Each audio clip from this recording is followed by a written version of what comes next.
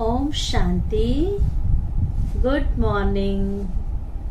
आज बाबा की 13/8/2021 की वाणी है। तेरा माना ही सब कुछ तेरा। कहते हैं ना, भक्ति मार्ग में गाते हैं, मंदिर में जाके गाते हैं, भगवान ये तन मन धन सब कुछ तेरा, तेरा तुझको अर्पण क्या लागे मेरा। पर मंदिर तक ही वो तेरा होता है। मंदिर से बाहर आने के बाद मेरा तो है ही मेरा, पर तेरा भी मेरा है। इस भाव को खत्म करना है। प्रभु शिव बाबा, मैं आपकी हूँ। तेरा माना, जब सब कुछ तेरा तेरा कहेंगे तो तर जाएंगे, तैरते रहेंगे, उड़ते रहेंगे, हल्के रहेंगे। मेरा मेरा करेंगे तो बोझ बन जाएगा, और बोझ वाला व्यक्ति कभी कहा जाए उसको उड़ो तो उड़ नहीं सकता है। एक बार एक महात्मा जी थे, तो महात्मा जी के पास एक चोर आया, एक व्यक्ति आया। उसने कहा, महात्मा जी मैं बहुत बोझिल हूँ, हल्का होना चाहता हूँ, क्या करें। उसने महात्मा जी ने कहा कि ऐसा है, कल उस पहाड़ी पे आ जाना। कहा ठीक है। तो जब वो आया तो महात्मा जी ने उसके सिर पर खूब सारे पत्थर रख दिए और कहा, मेरे पीछे पीछे तुम पहाड़ी चढ़ के आओ। कहा ठीक है। कुछ दूर गया तो कहा, महात्मा जी बहुत भारी लग रहा है, बहुत बोझ है। का एक पत्थर उतार के रख दो। रख दिया। थोड़ा देर फिर और आगे गया, फिर कहा, महात्मा जी बहुत बोझ लग रहा है, भारी लग रहा है। का एक पत्थर और उतार के रख दो। फिर कुछ देर आगे गया। ऐसे करते करते लास्ट पत्थर रह गया। फिर बोला, महात्मा जी अब मैं बहुत थक गया हूँ, बहुत भारी लग रहा है। महात्मा जी ने कहा, उसको भी उतार दो। जब उसने उतारा तो हल्का हो गया। महात्मा जी ने कहा, अभी भी बोझ है? कहा नहीं, अब मैं हल्का हो गया हूँ, बोझ ढो ढो के बहुत थक गया था। तो महात्मा जी ने कहा कि पूरी जिंदगी, जब से हम जन्म लेते हैं बुढ़ापे तक, हम बोझ ही तो ढोते हैं। कभी बातों का बोझ, कभी गृहस्थी का बोझ, कभी बंधनों का बोझ, कभी पापों का बोझ। बोझ ढो ढो के इंसान दब गया है। अब परमात्मा ने कहा कि इस बोझ से हल्के हो जाओ। हल्का होने का तरीका है, सब कुछ तेरा, सब कुछ उस शिव बाबा पे सौंप दो। एक छोटा बच्चा, आप देखेंगे, माँ जब बच्चे को स्कूल से सिर्फ बस स्टॉप तक जाती है और बच्चे के कंधे पे बोझ होता है बस्ते का, तो बच्चा जैसे वो बस से नीचे उतरता है, उस बस्ते को माँ पकड़ लेती है। बच्चा मस्त होकर के माँ के साथ चल पड़ता है। माँ हो, पिता हो, कोई भी हो। भगवान ने कहा, हम सारे संबंध है ना, क्यों तुम बस्ता ढो रहे हो? क्यों तुम बोझ को ढो रहे हो? मुझे दे दो, प्रभु को समर्पित कर दो, हल्के रहो। कोई भी प्रकार की बात है उसको दे दो, वो संभालेगा ना। हम जिम्मेवारी क्यों ले लेते हैं जब हम सबका पिता परमात्मा है, भगवान है, वो हमारे सामने बैठा है और सब बोझ लेने को तैयार है, तो क्यों नहीं तेरा करते? प्रभु ये सारे बोझ तेरे और तुम्हारे सारे गुण शक्तियां मेरी, हल्के रहेंगे। तो इसके लिए हेल्थ, वेल्थ, हैप्पीनेस बनी रहे। 21 जन्मों के लिए रुष्ट पुष्ट बने रहे, निरोगी काया बनी रहे, तो उसके लिए एक ड्रिल करना है। लोग शरीर को ठीक करने के लिए एक्सरसाइज करते हैं, यहाँ आत्मा को निरोगी बनाने के लिए अर्थात हिष्ट पुष्ट बनाने के लिए या 21 जन्मों के लिए सुखी करने के लिए योग की ड्रिल करो। मन मना भव, जितना जितना बाबा को याद करेंगे उतना आत्मा निरोगी बनती जाएगी।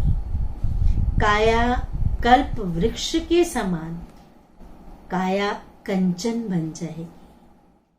इसलिए सतयुग में सबकी काया, आत्मा और शरीर दोनों ही निरोगी कंचन काया होती है। सुंदर जीवन, सुंदर विचार, सुंदर दुनिया, सुंदर नगरी होगी, जिसको सोने की दुनिया कहते हैं, सोने की नगरी कहते हैं। उसके लिए सिर्फ एक सत्य गुरु की श्रीमत का पालन करना होगा। जितना उसकी श्रीमत का पालन करेंगे, देह भान भूलते जाएंगे और बाप को याद करेंगे, पावन बनेंगे, तो ये सब को ये पैगाम पहुंच जाएगा। सुनते हैं बाबा की वाणी। मीठे बच्चे, मन मना भव की ड्रिल सदा करते रहो। मन मना भव की ड्रिल सदा करते रहो, तो 21 जन्मों के लिए रुष्ट पुष्ट निरोगी बन जाएंगे। प्रश्न है, सतगुरु की कौन सी श्रीमत पालन करने में ही गुप्त मेहनत है? गुप्त मेहनत है। उत्तर है सतगुरु की श्रीमत है। मीठे बच्चे,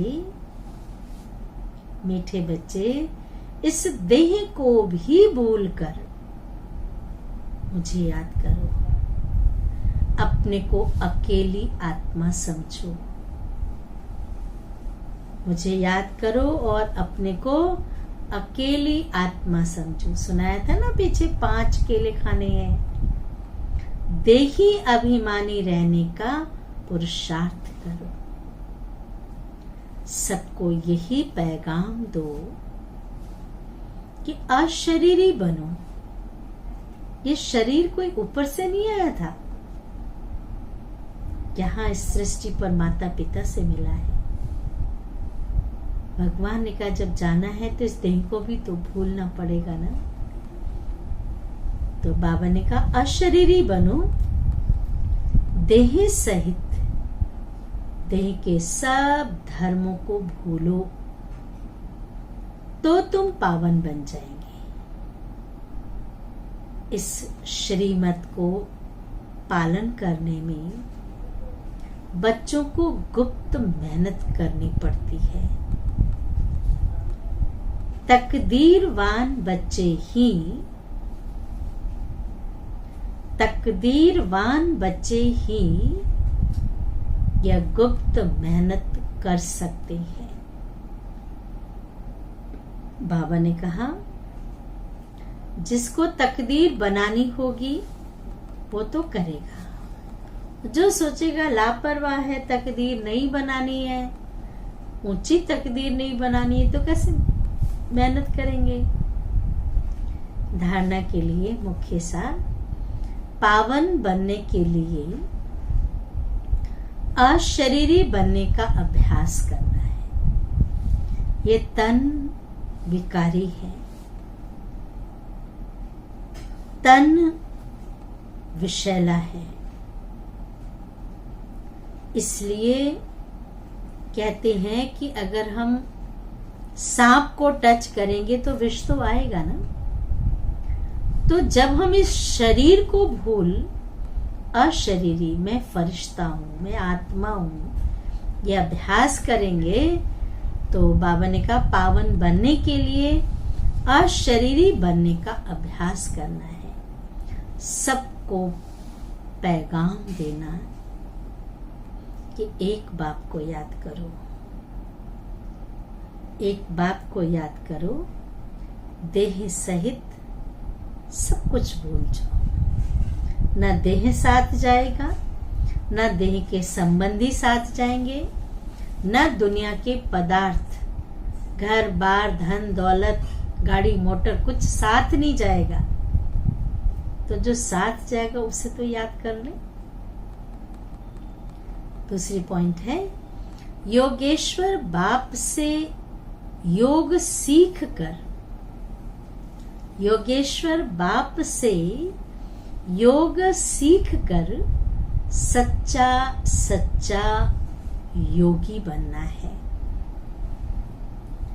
ज्ञान से धनवान और योग से निरोगी। ज्ञान से धनवान, जितना ज्ञान धन बांटेंगे उतना धनवान बनेंगे, और जितना योग करेंगे निरोगी बनेंगे। एवर हेल्दी बनना है।